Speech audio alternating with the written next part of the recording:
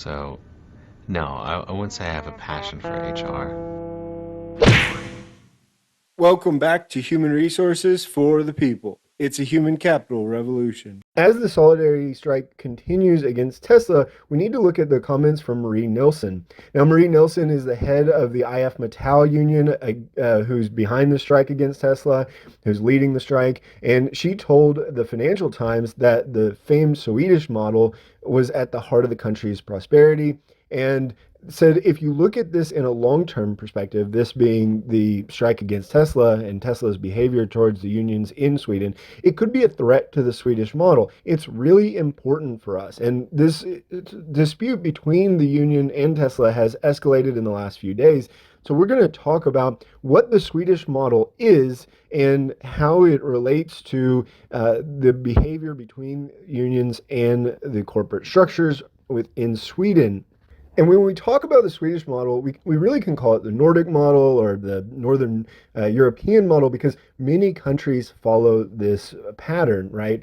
What many people don't know, frankly, is that you'll see quite frequently maps about the minimum wage in certain countries. I've often seen the minimum wage in Denmark, for example, and how it's so much higher than the United States.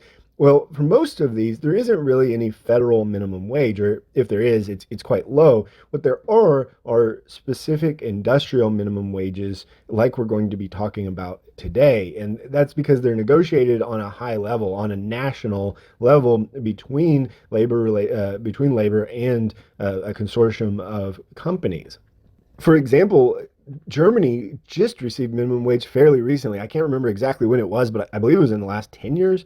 It was fairly recently, and that's because they actually didn't have a minimum wage, and that surprises many people. So let's talk about the Swedish model. 1938 is the big date. Saltsjöbaden Agreement. The Saltsjöbaden Agreement marked a pivotal moment in the development of industrial relations in Sweden and laid the groundwork for the collaborative approach between employers and trade unions that characterizes the Sweden model. And the agreement was negotiated at the Saltsjöbaden Conference Center located outside Stockholm, and it brought together representatives from major employers associations and trade unions. The primary aim was to establish a framework for negotiations and a labor relations that could contribute to stability, social stability, and economic development. So there's several key points of the agreement. One is the centralized wage bargaining. The agreement introduced the concept of centralized wage bargaining at the national level. This meant that major labor federations and employer organizations would negotiate wages and working conditions on a broad scale, covering various industries. The idea was to avoid competition between different sectors and ensure a more equal distribution of wages.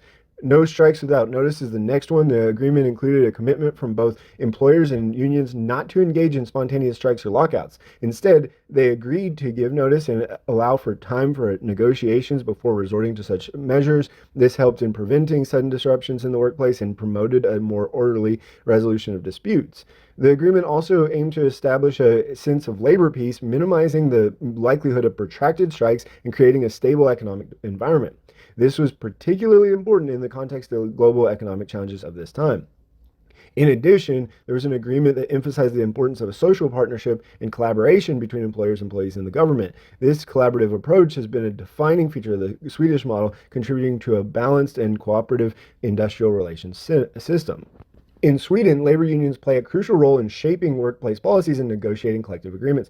Unlike some confrontational models seen in other countries, the Swedish approach emphasizes consensus building and mutual respect. The unions are organized on both industry and occupational levels, allowing for comprehensive representation across various sectors of the economy.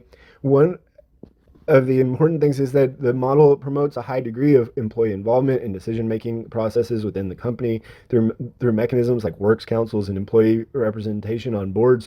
Workers have a voice in shaping workplace policies and influencing strategic decisions. Again, this is not unique to Sweden. Ultimately, many other countries within Northern Europe do this sort of works councils and employee involvement and engagement at the highest levels of the organization. The Swedish government actively supports and facilitates the functioning of labor unions, recognizing their role in maintaining social stability and economic prosperity. But Nielsen's finding threat with all of this from Tesla. You know, Nilsson said, if Tesla shows it's possible to operate in Sweden without a collective agreement, then other companies could be tempted to do the same. We have a successful model in Sweden. We have tried to explain it. It's very seldom this type of conflict arises. And what she's trying to say is that, you better fall in line with us, or, we will put you under because our power is at threat, right? She's clearly articulating that her power as the head of the IF Metal is is facing a threat from this, from Tesla, who is choosing not to engage with the labor union. She's seeing renewed threats to the Swedish model from another place, which this one is quite interesting. She's actually, and circles back to what I was talking about previously, she's actually seeing a threat from the new EU directive on minimum wage. A couple years back, the European Union Council of Ministers agreed on a proposed directive on minimum wages. It was issued by the European Commission in October 2020. The directive aims to ensure statutory minimum wages are sufficient throughout the European Union, and it has to be at least 60% of the national median wage. And it promotes collective bargaining on a wage setting and is supposed to improve access to minimum wage protection for workers. You know how these type of laws typically work. The directive would not require member states that lack a statutory minimum wage to introduce such a system. So I find it interesting that the head of IF Metal, who is running the strike against Musk, sees threats from different organizations. And frankly, in the European Union, I imagine it's sort of supporting her general view on life and politics and everything else. But unfortunately, because it's coming up against the Swedish labor model, she is not in favor.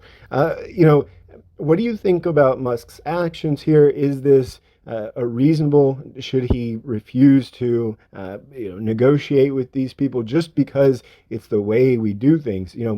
I have that problem with that concept. You know as well as any business leader knows, the way we do things is not always the right way. Is this the right way? Let me know what you think in the comments down below. Like, share, and subscribe, and we'll see you on the next video. Bye, guys.